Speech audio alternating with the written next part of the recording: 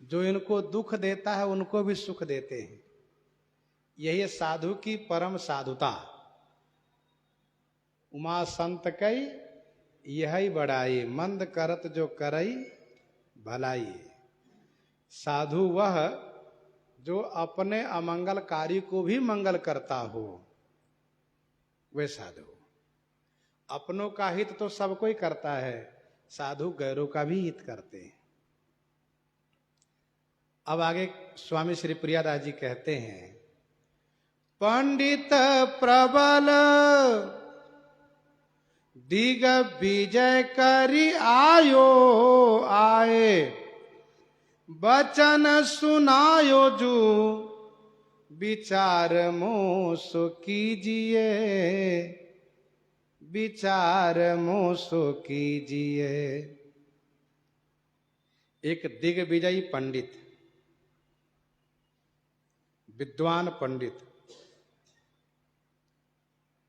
शास्त्रार्थ करते हुए काशी जी में आए।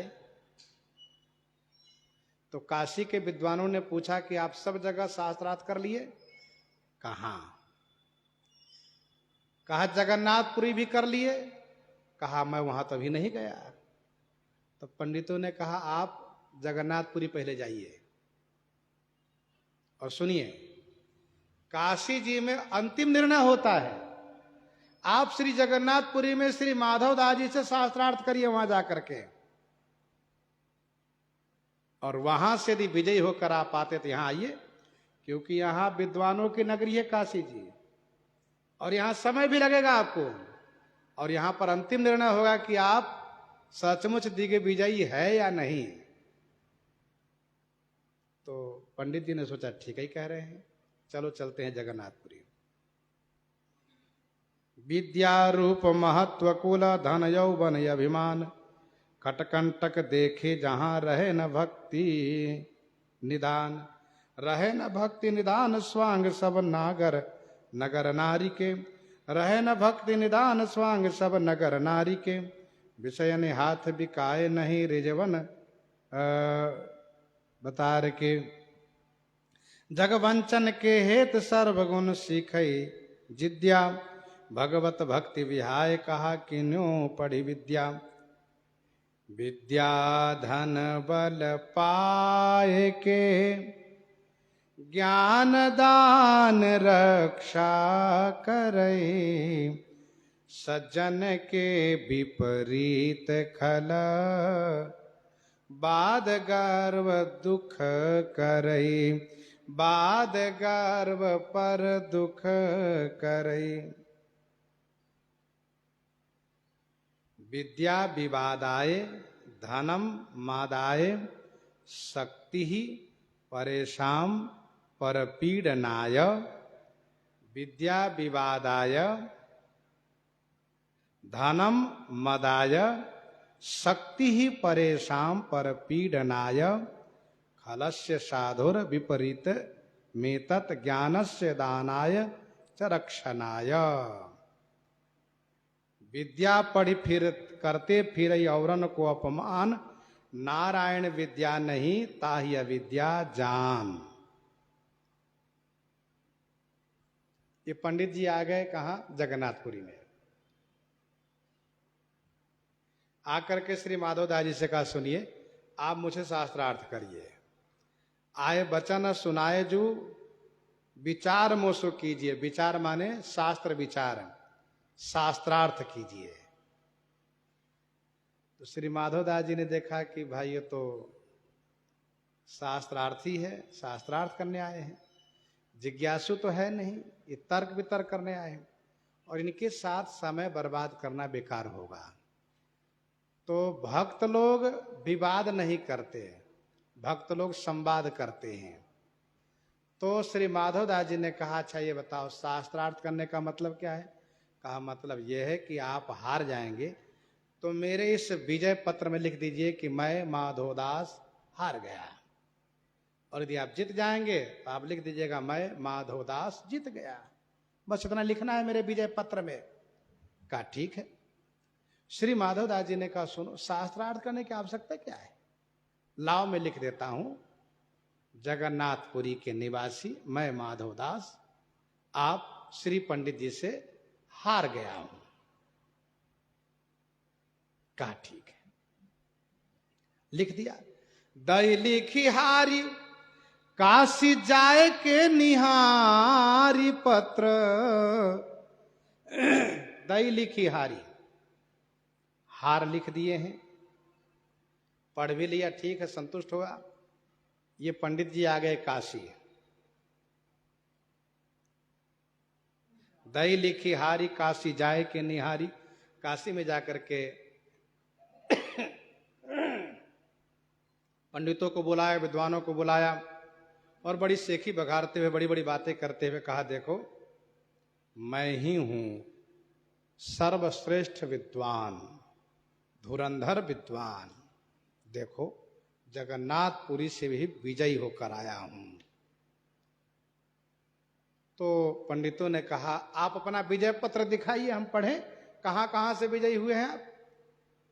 तो काशी के पंडितों ने पढ़ा, तो उसमें सब जगह विजयी, सब जगह विजयी, और जगन्नाथपुरी का जब नाम आया तो उसमें लिखा है मैं जगन्नाथपुरी निवासी माधवदास विजयी हुआ हूं।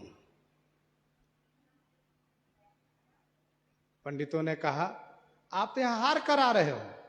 करे नहीं नहीं, मैं विजयी होकर आया हूं। कहा फिर आप पढ़ लीजिए। अब पंडित जी ने पढ़ा तो सही में लिखा है माधवदास विजयी, पंडित हारा। अरे दई लिखी हारी काशी जाए के निहारी पत्र, भयो अति ख्वार, ख्वार माने लज्जित हुए और गुस्सा भी लगी उनको। लिखी जीती बाकी खीजिए। बताओ, पहली बात तो इन्होंने बार बार देखा, चश्मा बदल बदल करके देखा, आंख को पोंछ करके पानी से, चश्मा को पोंछ करके लगा लगा के देखा, एक बार नहीं 10 बार पढ़ा, सब बार यही लिखा है माधवदास विजयी, मैं हारा। तब उसने सोचा ये माधवदास चेटकी लगता है, ऐसे नहीं काम चलेगा, मैं फिर जाता हूं जगन्नाथपुरी। फेरी मिली माधोजू को वैसे ही हरायो। फिर से पंडित जी काशी से जगन्नाथपुरी आए और अब की बार एक गधा लाए हैं, जूता लाए हैं, करिखा लेकर आए हैं कि इस गधे पर बैठाऊंगा, जूता कान में पहनाऊंगा, मुंह पर करिखा पोत करके पुरी में घुमाऊंगा, फिर मैं प्रमाण के साथ काशी में जाऊंगा और कहूंगा देखो माधवदास को मैंने हरा दिया। फेरी मिली माधोजू को वैसे ही हरायो। माधवदास जी ने कहा, पंडित जी फिर आए, क्या बात है। कहा, आपने मेरे साथ छल किया है, आपने लिख दिया कि मैं जीत गया हूं और मुझसे कहा कि मैं हार गया हूं। अरे नहीं नहीं पंडित जी, मैं हार गया ही हूं, आपने ठीक से पढ़ा नहीं। कहा मैंने ठीक से पढ़ा। अरे फिर से देख लो पंडित जी। पंडित जी ने जब जगन्नाथपुरी में उस पत्र को पढ़ा तो फिर लिखा वही, मैं माधवदास हार गया, पंडित जी विजयी हो गए। पंडित जी बड़े परेशान। जगन्नाथपुरी में यहां पर इनके हार लिखा मिलता है, काशी में इनकी जीत लिखा मिलता है, ये क्या मतलब है इसका। कहा नहीं नहीं, मैं आपसे शास्त्रार्थ करूंगा और सुनिए, ऐसे नहीं जाऊंगा, आपको आज गधा पर बैठा घुमाऊंगा। तो माधवदास जी ने कहा, सुनो एक काम करो, थोड़ा देर बैठो, मैं स्नान करके संध्या बंदन करके आता हूं, फिर बाद में शास्त्रार्थ कर लेंगे, फिर जो चाहो कर लेना। ठाकुर जी की ऐसी प्रेरणा हुई माधवदास जी के लिए, माधव बाबा आप चलिए नहाने, बाकी हम देख लेते हैं यहां पर। तो क्या देख लेंगे, तो माधवदास जी भी नहीं समझ पाए। फिर क्या हुआ,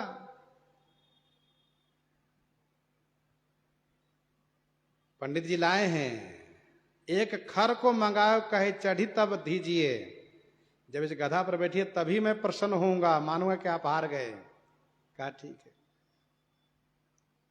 इसी बीच बोल्यो जूती बांधो कान, गयो सुनी नहा नयान, जगन्नाथ जीते लए, चढ़ायो बाकुरी झिए। पंडित जी ने कहा गधा पर बैठने के पहले कान में जूता टांगिए, मुंह में करिखा पोतिया, मैं पोतूं। माधवदास जी गए नहाने के लिए। इसी बीच श्री जगन्नाथ भगवान बालक के रूप बना करके 10-20 बाल सखाओं को लेकर आ गए। पंडित जी प्रणाम, खुश रहो। पंडित जी ये गधा काहे के लाए हो आप? कहा मैं श्री माधवदास जी को इस पर बैठा घुमाने के लाया हूं। क्यों? कहा शास्त्रार्थ में हार गए हैं। कहा नहीं, पहले शास्त्रार्थ हमसे करिए आप।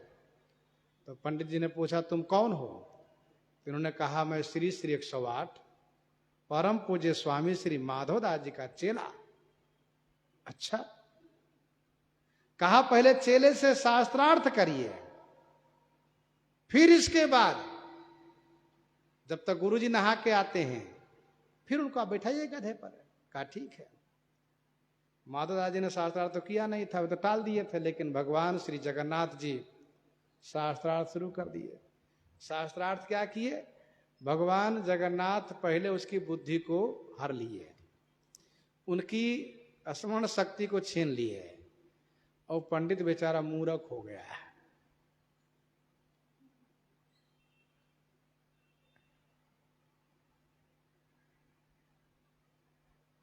जो ज्ञान ने कर चित अपहरई, बरियाई विमोह मन करे।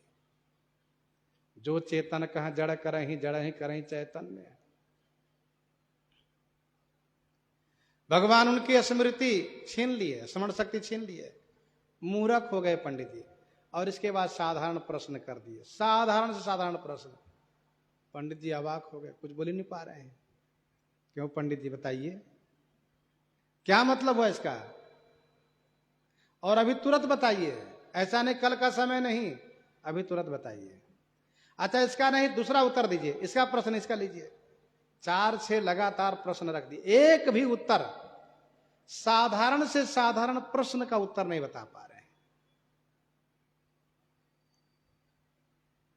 अमुक जो धर्मात्मा राजा, उनके पिताजी क्या नाम था, अमुक राजा की राजधानी कहां थी, ये सब सामान्य प्रश्न नहीं उत्तर दे पाए।